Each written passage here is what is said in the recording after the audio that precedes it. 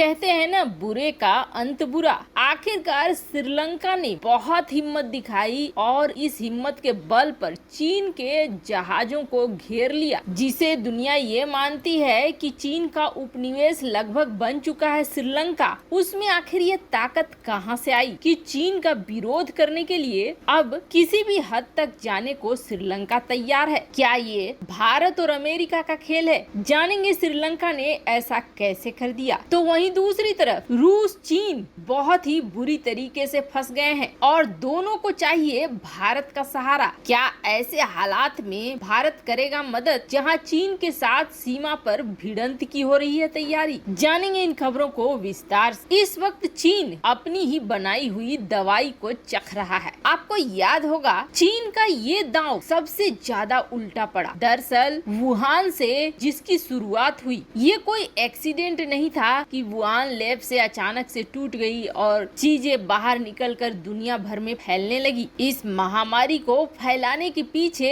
एक जोरदार प्लान था और ये प्लान वो था कि दुनिया की इकोनॉमी पर चीन का कब्जा हो जाए। बहुत बड़ा प्लान था। बिना गोली चलाए, बिना लड़ाई लड़े, बिना किसी लड़ाकू विमान का इस्तेमाल किए दुनिया की प्रमुख अर्थव्यवस्था पर चीन करना चाहता था कब्जा। और वो कैसे? तो आपको याद होगा महामारी के शुरुआत में चीन ने ऐसा करना भी शुरू कर दिया था। कई देशों की कंपनियां उसने सस्ते दामों पर खरीदनी भी शुरू कर दी थी, पर अलर्ट के बाद कई देशों ने अपने फॉरेन निवेश में नीतियों में बदलाव कर दिया और जिस बदलाव की वजह से चीन का सोचा हुआ हो नहीं पाया। लेकिन अब वही चीजें चीन को सबसे ज्यादा परेशान कर रही हैं। महामारी का स्तर चीन में इस खतरनाक तरीके से बढ़ रहा है कि चीन ने 30 लाख लोगों को बंद कर दिया है सिर्फ एक प्रांत में। ये वो आंकड़ा है जो चीन दिखला रहा है। असल के आंकड़े तो बहुत बड़े हैं। कई ऐसे प्रांत हैं चीन के जहां पर इस वक्त लॉकडाउन लगा हुआ है और ज्यादातर ऐसे जगह हैं जो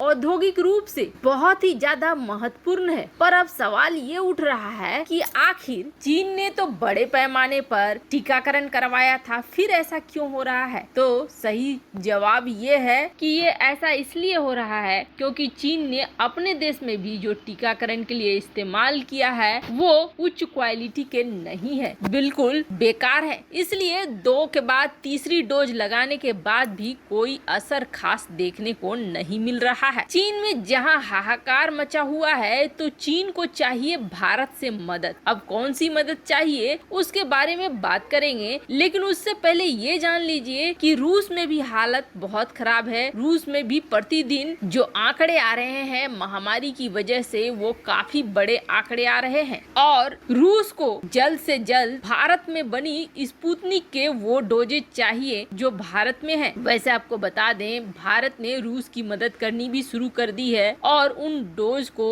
जो स्पुतनिक लाइट के भारत में बने थे उन्हें देना भी शुरू कर दिया है। पर जहाँ तक चीन की बात है, चीन को मदद चाहिए ओलंपिक को लेकर, क्योंकि विंटर में यहाँ होने वाला है ओलंपिक। चीन के ओलंपिक का विरोध कई देश कर रहे हैं और उन देशों का मानना है कि इसका बायकॉट किया जाए। और अब तो पूरे देशों के पास एक वजह भी है कि चीन में जिस तरीके से महामारी फैल रही है, अगर इस विंटर ओलंपिक को यहाँ आयोजित किया गया तो ये महामारी एक बार फिर से पूरी दुनिया में फैलने लगेगी। अभी तो दुनिया खुली है और धीरे धीरे अर्थव्यवस्था कई देशों के पटरी पे आ रहे हैं, पर अब चीन के यहाँ अगर ओलंपिक हुआ तो ये फिर से उसी जगह पर पहुंच जाएगा। ऐसे में चीन को चाहिए भारत से मदद कि भारत ओलंपिक में अपने खिलाड़ियों को भेजे। भारत एक बड़ा देश है और भारत के इस एक्शन से दुनिया के बाकी देश अपने खिलाड़ियों को रोकेंगे नहीं और चीन का ओलंपिक बाधित नहीं होगा। पर अब क्या भारत ऐसे समय में मदद करेगा? जब भारत की बारी आई थी तो चीन ने कहा था हम मदद करने को तैयार हैं, हम बहुत सारा मदद करेंगे, लेकिन उसके लिए चीन ने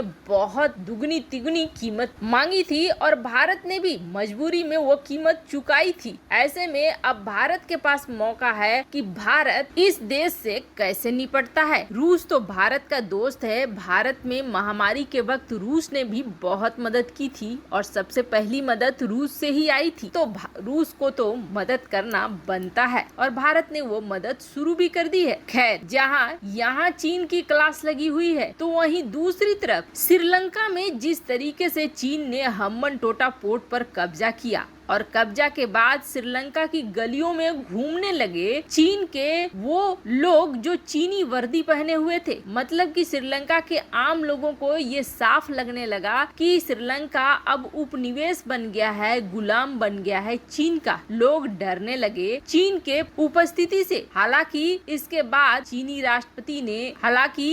बाद श्रीलंका के राष्ट्रपति ने चीन से ये कहा था कि यहाँ पर आने वाले काम करने वाले लोग चीनी वर्दी में नहीं दिखने चाहिए, चीनी सेना की वर्दी में नहीं दिखने चाहिए। लेकिन चीन ने वो बात मानी नहीं और अभी भी चीन के अधिकांश कामगार और अधिकारी जो श्रीलंका में हैं, वो चीन की सेना की वर्दी में ही है। पर श्रीलंका को ये समझ में जरूर आ गया है कि चीन के साथ बहुत दिन तक रिश्तेदारी रखने से उसके लिए बहुत बड़ी समस्या खड़ी हो जाएगी। ऐसे में चीन धीरे धीरे पूरे श्रीलंका पर कब्जा कर लेगा और दुनिया के दो बड़े लोकतंत्र भारत और अमेरिका को ये चीज साफ दिख भी रही है, जिसकी वजह से भारत और अमेरिका ने श्रीलंका को अपने प्रभाव में लेना शुरू किया है ताकि चीन की सोच पर पानी फेरा जा सके। और श्रीलंका भी अब उसी रूप में अपने आप को ढाल भी रहा है। अभी हाल ही में भारत ने अपनी नौसेना की बड़ी फ्लीट भेजी श्रीलंका ट्रेनिंग वगैरह के लिए। तो वहीं आपको याद होगा हाल ही में एक खबर आई थी जिसमें ये कहा गया था कि श्रीलंका ने जो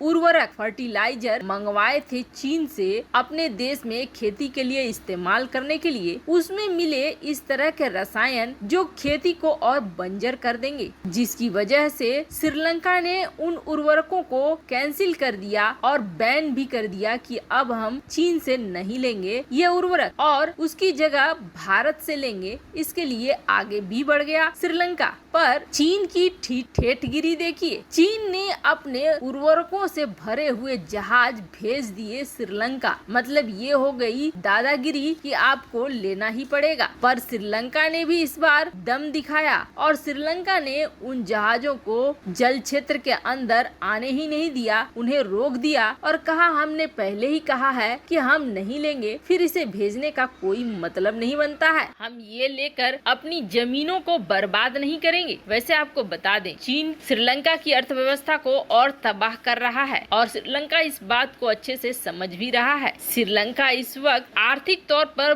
बहुत ही बुरे दौर से गुजर रहा है। ऐसे में ये उर्वरक और भी खेती को बिगाड़ कर उसकी अर्थव्यवस्था को और भी नीचे ले जाएंगे। यही वजह है कि श्रीलंका ने उन जहाजों को न सिर्फ रोका बल्कि उन्हें वापस ले जाने के लिए कह दिया है। पर श्रीलंका ने ऐसा चीन के साथ किया है, ये बहुत बड़ी बात है और इसके पीछे कहीं न कहीं चीन मानता है कि अमेरिका और भारत महत्वपूर्ण किरदार अपना रहे हैं, जिसकी वजह से श्रीलंका के पास इतनी ताकत आई है। वैसे आपको क्या लगता है, भारत को चीन की मदद करनी चाहिए या नहीं करनी चाहिए? कमेंट कर अपनी राय जरूर बताएं। जल्द मिलते हैं अगले वीडियो में नई खबर के साथ।